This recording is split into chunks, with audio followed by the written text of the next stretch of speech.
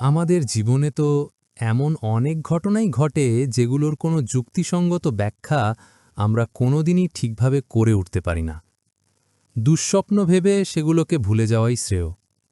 যাই হোক, দার্শনিক আলোচনা একটু দূরে সরিয়ে রেখে এবারে আসল কথাতে আসি। সিউড়ি বিদ্যাসাগর কলেজ থেকে ২০১১ সালে ইংরাজিতে স্নাতক করে বর্ধমান বিশ্ববিদ্যালয়ে এর জন্য ফর্ম ফিল আপ করতে গেছিলাম। প্রচণ্ড গরমের মধ্যে যখন ওখানে গেলাম, তখন দেখলাম কয়েকটা পৃথকভাবে লাইন করা হলেও প্রতিটাতেই অনেকজন দাঁড়িয়ে। তারপরে বেশ কয়েক ঘন্টা লাইনে থাকতে থাকতে যখন হাঁপিয়ে উঠেছি, তখন ফর্ম হাতে পেয়ে আবার সেটাকে তখনই ফিল আপ করার প্রচেষ্টা শুরু করে দিলাম।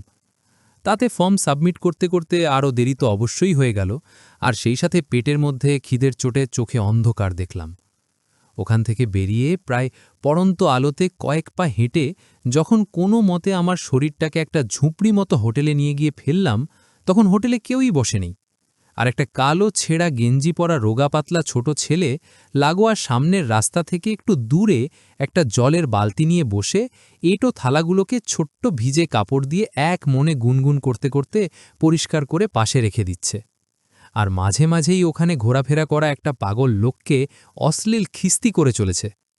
একটা গেঞ্জি আর লুঙ্গি পরে যে লোকটা কাউন্টারে বসে ঘ্যাম নিয়ে হাত পাখা নাড়ছে, এই বোধহয় মালিক। এখন ভাত হবে? তা হোটেলে ভাত হবে না, বসে পড়ুন। যদিও এতক্ষণ ধরে পিঠের ভারী ব্যাগটাকে পাশে রেখে বসে আগেই পড়েছিলাম, ভাবলাম খালি পেটে মাথা থেকে হাইজিনের চিন্তাগুলো বোধহয় ভিক্টোরিয়া মেমোরিয়ালে ঘুরতে যায়। কি খাবেন, মাছ না চিকেন? মাছ। এই, এখানে একটা মাছ ভাত। খাওয়া দাওয়ার পরে যখন হাত ধুচ্ছি, তখন হঠাৎ বুঝতে পারলাম আমার ঘাড়ের কাছে কে যেন নিঃশ্বাস ফেলছে। পেছন ঘুরেই বেশ হকচকিয়ে গেলাম। দেখলাম সেই পাগলটা, ধুলোমাখা আলুথালু চুল, পরনে বোধহয় একটা ১৯৪৭ সালের ময়লা জামা, এক দৃষ্টিতে আমার দিকে লাল লাল চোখে তাকিয়ে আছে। ঠিক তখনই একটা ফোন এলো। দেখলাম বাবার ফোন। হোটেলের বিল পেমেন্ট করতে করতে ফোনটা রিসিভ করলাম। হ্যাঁ, বলো। খেয়েছিস? অবরোধ আবার শুরু হয়ে গেছে। হয় ট্রেন চলবে না বা এলেও প্রচুর লেট হবে। তাহলে আজকের রাতটা ওখানে কোথাও থেকে যা। বাবা একটানা কথাগুলো বলে গেল। আচ্ছা, বেশ বেশ, আমি দেখছি কি করা যায়, তোমাকে জানাচ্ছি আমি। ফোন কেটে দিয়ে বন্ধু দেবদ্রতনকে একটা ফোন করলাম। ওর বর্ধমানে অনেক জানাশোনা। বল রে, শোন না, বলছি আজকে বর্ধমান এসেছি, তোর জানা কোনো ভালো লজ আছে? বোকার মতো কথা বলিস না, গোলাপবাগে থাকার প্রচুর লজ আছে। কম খরচে যে কোনো একটাতে থেকে গেলেই তো হলো। ফোন কাটা মাত্র কে যেন কানের কাছে বিকটভাবে চিৎকার করে উঠল, ঘর লট যা, আভি কি আভি, ঘর লট যা, রুকনামাত রুকনামাত। শালা পাগল, আরেকটু হলে বোধহয় আমার ব্রেনেই হার্ট অ্যাটাক হয়ে যেত। ৭-৫ না ভেবে হাঁটতে লাগলাম, আজকের রাতটা কোনো হোটেলেই কাটাবো বোধে। রাস্তা ধরে বেশ কিছুটা দূর যেতেই দেখতে পেলাম একটা চায়ের দোকান। দোকানের সামনে একটা বেঞ্চির উপরে ৩-৪ জন চা খাচ্ছে। আর চায়ের দোকানের ঢিল ছোড়া দূরত্বেই যেটা দেখলাম, সেটা দেখে মনটা বেশ বেশ ভালো হয়ে গেল। একটা সাইনবোর্ডে লেখা নীলাক্ষী ফুডিং অ্যান্ড লজিং। আমি কোনো দিকে না তাকিয়ে সেদিকে এগিয়ে গেলাম। শুনতে পেলাম আমার পেছনে ফেলে আসা চায়ের দোকান থেকে কেউ বা কারা যেন বারদুয়েক চেঁচিয়ে উঠল, এই ছেলে, এই ছেলে, ওদিকে কোথায়? বাইরে তখন সন্ধে ঘনিয়ে এসছে।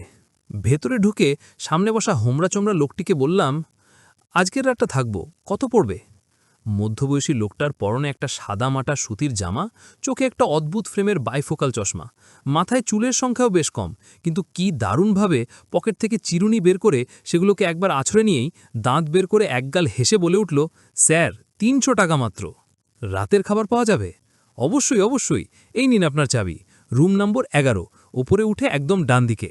আর এখানে প্লিজ একটা সই করে দিন, পাশে ফোন নম্বর আর অ্যাড্রেস লিখতে ভুলবেন না যেন। আমি লোকটার দেওয়া মোটা আর চাপচাপ ধুলো জমা রেজিস্টার খাতাতে লাগোয়া পেনে সইটই করে যখন ওপরের সিঁড়ির দিকে যাচ্ছি, তখন পেছন থেকে শুনতে পেলাম, স্যার, আমি একটু বাদে ছেলে পাঠিয়ে দিচ্ছি, ও আপনাকে সব বুঝিয়ে দেবে। তাহলে এটাই রুম নম্বর ১১। তালা খুলে ভেতরে ঢুকতে যাব এমন সময় পেছন থেকে গলা পেয়ে কেঁপে উঠলাম, দাঁড়ান স্যার, অন্ধকারে পড়ে যাবেন, আমি আলো জ্বালিয়ে দিচ্ছি। দেখলাম একটা শ্যামবর্ণের বছর ১৫-১৬ ছেলে নিমেষে ভেতরে ঢুকে আলো জ্বালিয়ে দিল। স্যার, এই পাশে একটা ফ্যানের সুইচ। আমাকে স্যার বলার দরকার নেই, দাদা বলতে পারো। আচ্ছা স্যার, সরি, মানে দাদা। আমার হালকা হাসি পেল, যদিও সেটা দেখালাম না। তোমার নাম কি? আর তোমাদের এখানে কি ব্যাপার বলো তো? আর কাউকেই তো দেখছি না, সব ঘর তালাবন্ধ। বাজার খুব খারাপ দাদা, যে 4 জন ছিল ওরা আজকে দুপুরেই বেরিয়ে গেছে। আবার যখন সবাই কলেজে ভর্তি হবে তখন আবার সব ওকে হয়ে যাবে। ও হ্যাঁ, আমার নাম পল্টু। কলেজ নয় পল্টু, বলো ইউনিভার্সিটি। যাই হোক, রাত্রিতে রুটি তরকা হবে? আমিও এটাই বলতে চাইছিলাম, হয়ে যাবে দাদা। পল্টু চলে যেতেই আমি দরজা লাগিয়ে একবার বাড়িতে ফোন করে আমার থাকার ব্যাপারটা জানিয়ে দিলাম। এবারে একটু সময় নিয়ে ভালো করে রুমটা দেখলাম। একটা ছোট খাট, সাদা চাদর পাতা, একটা পুচকে বালিশ, পাশে একটা প্লাস্টিকের কালো চেয়ার, লাগোয়া বাথরুম অন্ধকার। সব সুইচই টিপে দেখলাম আলো জ্বলছে না। এই ভ্যাপসা গরমে মাথার ওপরে ফ্যানটা আছে, আর সেটা প্রয়োজনের থেকে এতটাই জোরে ঘোরে যে বাইরের একটাও শব্দ শোনা যাচ্ছে না। একটা রাত কাটাবার জন্য ঠিকঠাকই। ক্লান্ত শরীর, ব্যাগ থেকে জলের বোতল বের করে সবটাই শেষ করে কিছুক্ষণের জন্য বিছানায় নিজেকে ছেড়ে দিলাম। শুয়ে শুয়ে ভাবতে লাগলাম, এই রুমের এমনকি লজের সব আলোগুলোয় বড্ড মিটমিটে, আর কেনই বা ফ্যানের হাওয়াতে দেওয়ালে লাগানো যে ক্যালেন্ডারটা উঠছে সেটা 2008 সালের। প্রচণ্ড গরমে ঘুম ভেঙে গেল। যা বুঝলাম তা হলো কিভাবে এক ঘুমে রাত্রি কেটে সকাল হয়ে গেছে। পাশের জানলা দিয়ে বিক্ষিপ্ত গাড়ি চলাচলের আওয়াজ, খুব সম্ভবত পাওয়ার কাট হয়ে গেছে। ঘামে ভিজে গেছে সারা শরীর, আর এই সব কিছুকে ছাপিয়ে প্রচুর খিদে পেয়েছে। নিজেকে গুছিয়ে নিচে নেমে এলাম। দেখলাম আমার দিকে লজের মালিক কেমন যেন জিজ্ঞাসু চোখে তাকিয়ে আছে। ভাবখানা এমন যেন 5 তারা হোটেলের মালিক। আমার তখন এতটাই বিরক্তি লেগেছে যে কোনো কথা না বাড়িয়ে বলেই ফেললাম, এই নিন আপনার 300 টাকা, আর ফর্ম্যালিটিস করার খাতাটা দিন। স্যার, আমি কালকের জন্য অত্যন্ত লজ্জিত ও দুঃখিত। প্লিজ বাসি মুখে বেরোবেন না। এই লালটু স্যারের জন্যে পাশের দোকান থেকে জলদি চা নিয়ে আয়। হেই মিস্টার, আপনি ওকে লালটু বলে ডাকছেন কেন? ততক্ষণে ছেলেটিও ওখানে এসে হাজির হয়েছে। ওর নাম তো পল্টু। তখন দুজনেই দুজনের মুখের দিকে তাকিয়ে যেন নিজেদের মধ্যে কোনো সংক্ষিপ্ত মহাকাব্য আদান প্রদান করে উঠল। সেই মুহূর্তে নীরবতা ভেঙে লোকটি রেজিস্টার খাতার শেষের দিক থেকে একটা ফটো বের করে বলল, এরই নাম পল্টু। ওরা দুজনে যমজ, তবে এর কপালের কাছে এই দাগটা ছিল। ছিল মানে? স্যার, 3 বছর আগে আমার দাদা আগুনে পুড়ে মারা যায়। তারপর থেকে আমি যেদিন যেদিন রাত্রে সার্ভিস দিতে পারি না, ওই দিয়ে দেয়। আসলে আমাদের আজও খুব ভালোবাসে। মাথাটা মুহূর্তে কেমন ঘুরে গেল, গলা শুকিয়ে কাঠ। কোনো মতে ওখান থেকে সামনের বড় রাস্তার দিকে দৌড় লাগালাম। নিজের হার্টবিট যেন নিজেই শুনতে পাচ্ছিলাম। দৌড়াবার সময় পেছন থেকে খুব স্পষ্ট শুনেছিলাম, দাদা খুব ভালো, স্যার, স্যার। বল। আবে, কালকে রাতে নীলাক্ষী বলে একটা লজে রাত কাটালাম। কি সাংঘাতিক! ওখানে ভূত দেখলাম রে ভাই, নিজের চোখে দেখলাম রে দেবু। উড়ি বাপরে বাপরে! সকাল সকাল নেশা টেশা করছিস নাকি? কি সব আজে বাজে বলছিস? ধুর শালা, আমি এই মাত্র ওখান থেকে ভয়ে পালিয়ে এসে বড় রাস্তার এদিকে তোকে ফোন করছি। আজকে বাড়ি ফিরে বিটালে ইরিগেশন কলোনির মাঠে দেখা কর। আমি ভালো করেই জানি ওই নীলাক্ষী বলে যে লজটার কথা তুই বলছিস, ওটা বছর 3 আগে রেনোভেশনের সময় আগুনে পুড়ে গেছে, আর মালিক কর্মচারী সবাই মারা গেছে, কেউ আর বেঁচে নেই। স্পাইনাল কর্ড দিয়ে একটা ঠান্ডা স্রোত বয়ে গেল। অবর্ণনীয় অবস্থায় পেছন ঘুরে তাকালাম। একটা খুব বাজেভাবে পুড়ে যাওয়া পরিত্যক্ত বাড়ি, রাশি রাশি আবর্জনার মতো নাম না জানা গাছ, ভেতরের অংশ আর বাইরের মরচে পড়া ছোট্ট গেটকে শান্ত সাপের মতো জড়িয়ে রেখেছে।